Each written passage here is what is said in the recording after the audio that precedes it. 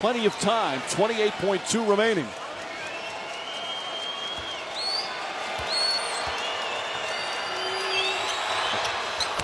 One for two. 5-point game. And a timeout call by Erik Spoelstra, his final timeout. An 8-0 run in the last minute on the ball.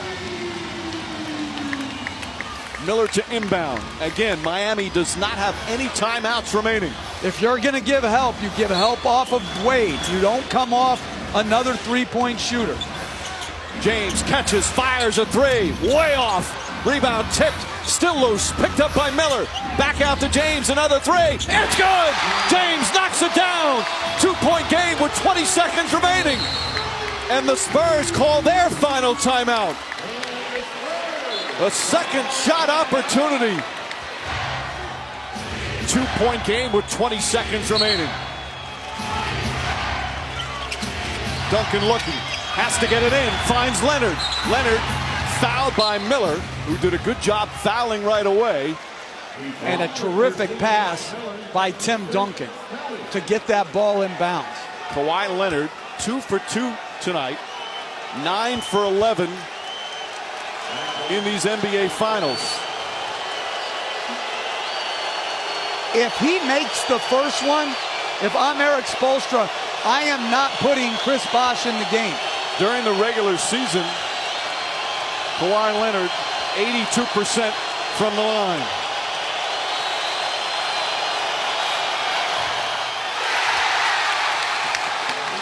A lot of pressure on a 21-year-old in his first NBA Finals.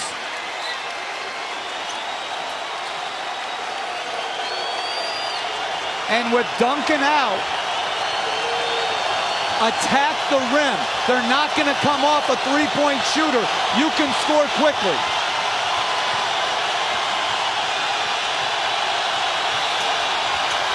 Clutch one there from Leonard.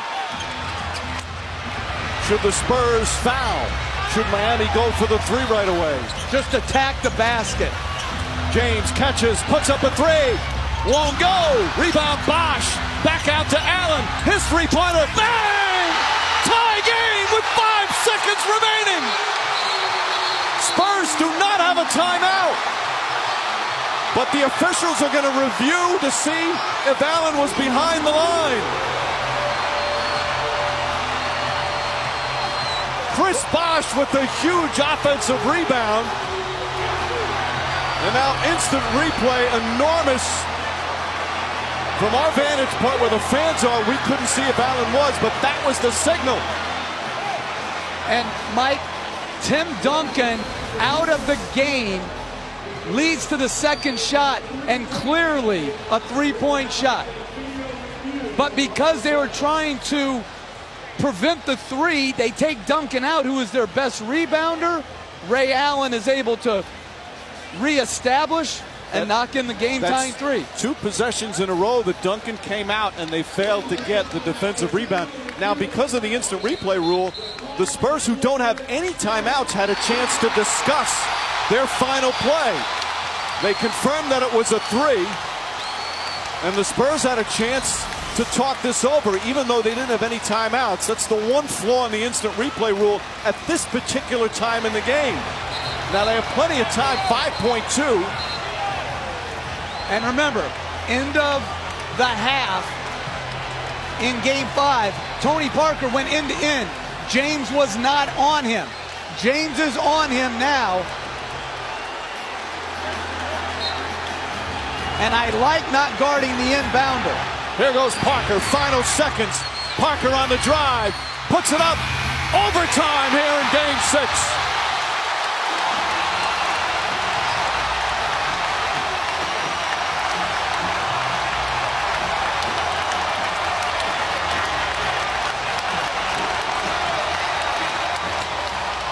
What a roller coaster ride here in the fourth quarter. And Mike, if you had to do it all over again, do you keep Tim Duncan in to get the defensive rebound? And does the first player around Bosh grab Bosh to put him to the free throw line because he rebounded it at about 7 seconds? instead of three-pointer. We see it so often in the NBA. Allen comes off a screen. That won't go. A rebound to Leonard. Nobody's in any real kind of foul trouble except Mike Miller. He has 5, but he's not on the floor right now. Parker drives, looking for Duncan, gets it to Leonard, and Leonard banks it in. Leonard with 20. I would be worried about a team's response after being that close to a championship and not finishing it off, but the Spurs are a tough, strong-minded team. Ginobili on Wade, back out to James. James was brilliant in the fourth quarter. Now he's got Parker on him again. Turns, fires. Ginobili the rebound. Nearly threw it away.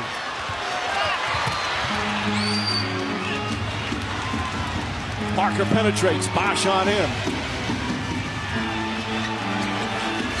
Parker hits so many big shots down the stretch. Puts it up. In and out. Duncan tips it, but right to Chalmers. Bosh ahead of the field. Fouled and one. A rare time. Poor transition defense from San Antonio.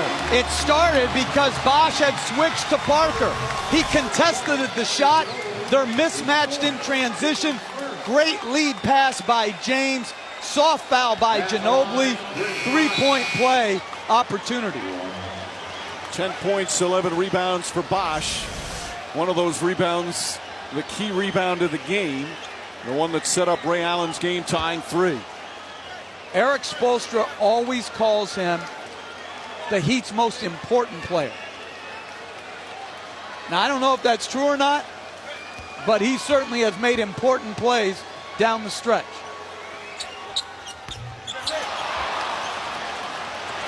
Duncan, 17 rebounds, 30 points, only 5 after halftime. He had 25 in the first half. And we're right back to Duncan. Bosh on him. Duncan, quick move. Won't go. Diaw, the offensive rebound. Finds Leonard. Leonard again in the paint. The little soft touch, and the Spurs up by 2. And when Tim Duncan is picking on the ball for Tony Parker right now, I think he's got to set more solid screens against LeBron James to try to negate James's great length and quickness. Ray Allen drives. Little out of control, deflected by Leonard. And then a foul. Leonard made a good play. They just got in the wrong place, wrong time. His 3rd personal. Well, Duncan had made that similar shot earlier. Diaw, another good pass. Not even looking to score on the rebound. Diaw doesn't have big numbers, but he's had a big impact. James threw it behind him. Parker comes up with it. Parker goes at Allen, drives, and a hard foul. Oh, Parker went down hard. He went down hard, but it wasn't a hard foul. Big difference. Good non-reaction by the officials to call a possible flagrant foul. Yeah, certainly not a flagrant. And again, it's the awkward fall more than the foul. You're right, Jeff.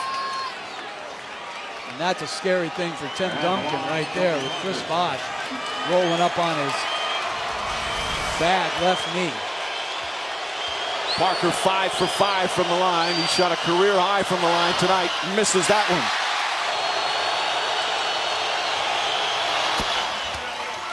Three-point lead for San Antonio. You get 3 additional timeouts in the overtime. You shoot on the 4th team foul. Allen trying to draw contact, doesn't need it, still flips it up and in. 7 points for Allen. But they have come in huge moments. James has been guarding Parker most of the 4th in overtime. Duncan double. Dangerous pass. Parker again for 3. Way off. Leonard tips it out, but right to James. They bump, but good incidental contact. They just get the ball across the timeline with 1 second to spare. Under 2 minutes remaining in OT. James the crossover. Wade the drive. Inside to James. Heat back up by one. Greg Popovich saying push the ball.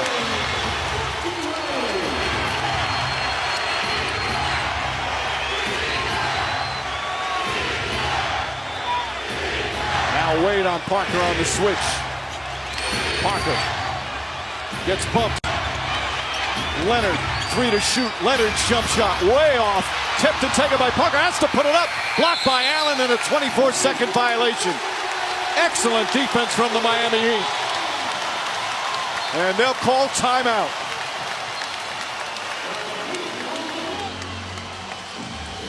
Why do you think?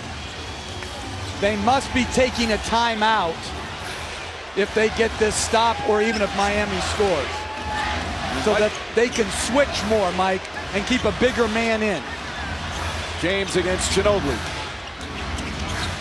Backs in. Difficult shot, rolls off, won't go. Rebound, Leonard. Outlet to Ginobili. And there's that timeout, Jeff.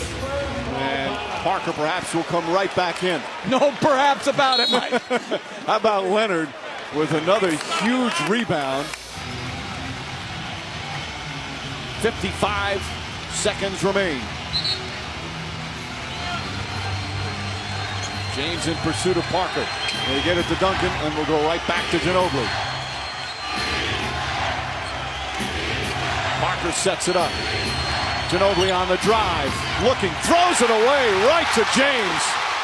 James drives on Green, who tries to foul him, and then James lost it out of bounds. I think they're going to review that, and I believe it went off LeBron James. It appeared that Green tried to foul him. The whistle didn't blow on that, and then James lost it out.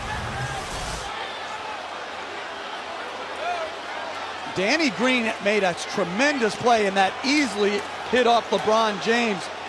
Mike, a number of times in this series, Danny Green in transition has made fabulous defensive plays. But I was wrong. That's not an attempt to foul. That's an attempt to knock it out of his hands, which he did. And James clearly touched it last. Here's the instant replay. Last 2 minutes of the fourth quarter and all of overtime. That is a great defensive play. He's done that, as you said. In fact, one time to James he did it, one time to Wade. And that's going to result in San Antonio ball with 40 seconds left. And this is the good part about the review. Duncan, Green, Ginobili, and Parker. Chalmers is on Leonard. Leonard has got to use his size to get on the board against the smaller Chalmers. Right back to Parker, guarded by James. Bosh, good help. Parker blocked by Bosh. James the rebound, and a foul called against San Antonio. They had a foul to give, so Miami will take it out. Bosh has made huge plays down the stretch. What a defensive play by Chris Bosh to recover, contest, and block. Right now the question is for San Antonio, there's a 7.3 second difference between game clock and shot clock.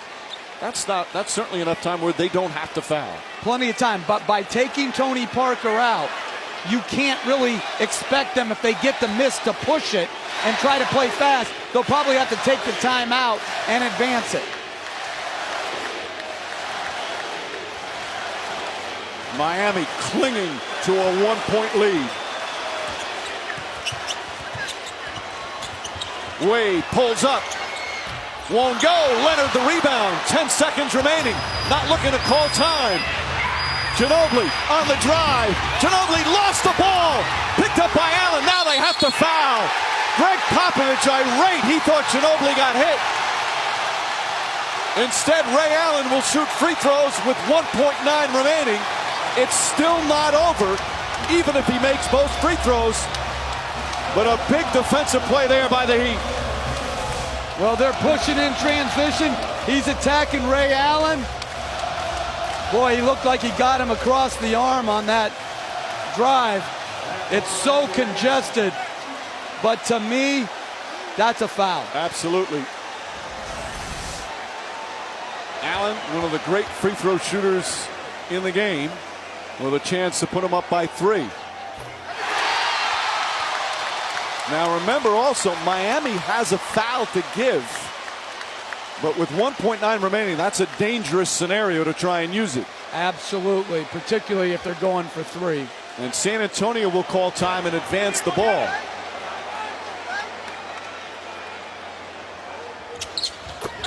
Two clutch free throws from Ray Allen. Heat by 3. Timeout San Antonio. And there's no timeouts. And Splitter is checked in, so it's Parker's sitting down. It's Ginobili, Green, Neal, Duncan, and Splitter. Listen, I'm playing above Splitter right now, and I'm not guarding Duncan. I'm tracking. If I'm Mario Chalmers, I'm going to Danny Green. I'm not even guarding Tim Duncan. And same with Ox Splitter. Be above him. Trap the shooter. They need a 3. Green trying to get free. Cross-court pass to Green. Green blocked by Bosh. Game over. There'll be a game 7.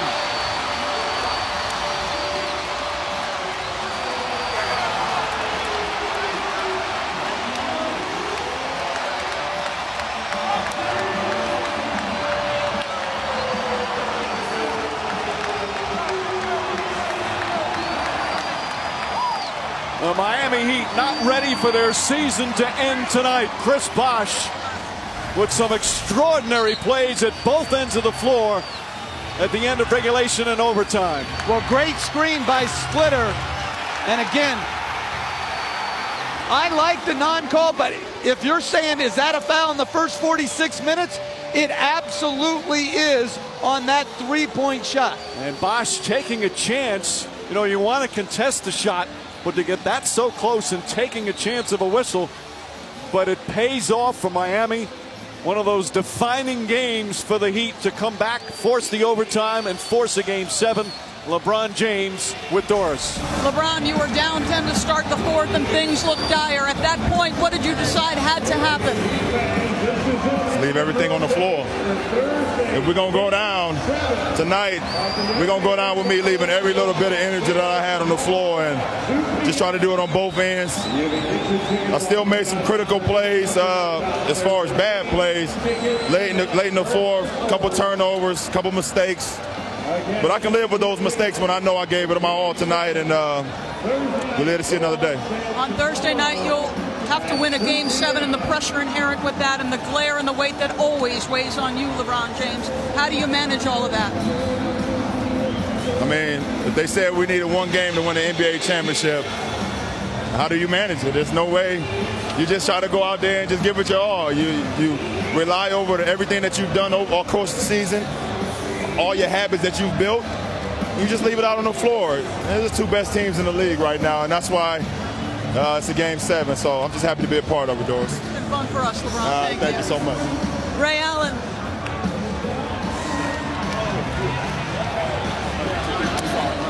Ray Allen, you trailed by 5 with under 30 seconds to go, and you had to make some plays. You're on the floor as it's going down the wire with so little time on the clock. What are you thinking? Until the clock runs out, we still have an opportunity here to win this game. And, you know, we've been a resilient bunch all year. And, you know, LeBron's attacking. You know, we don't have great offense going, but we know that we still have a shot. So I just kept my head in it. And, you know, that ball bounces in weird ways in the games, and we got a great bounce. What things did you show in the stand to get it to overtime and winning this game that will help you win a game 7 here at home? Well, we talked about the small things, not taking the possession off. And tonight in the second quarter, we took fewer and fewer possessions off. We got to do that for 48 minutes now. And we know we're playing one game, and that's it. We got to go out here and do our best and leave it all out on the floor. We'll look forward to it. Thank you. Thank you. Mike. All right, Doris.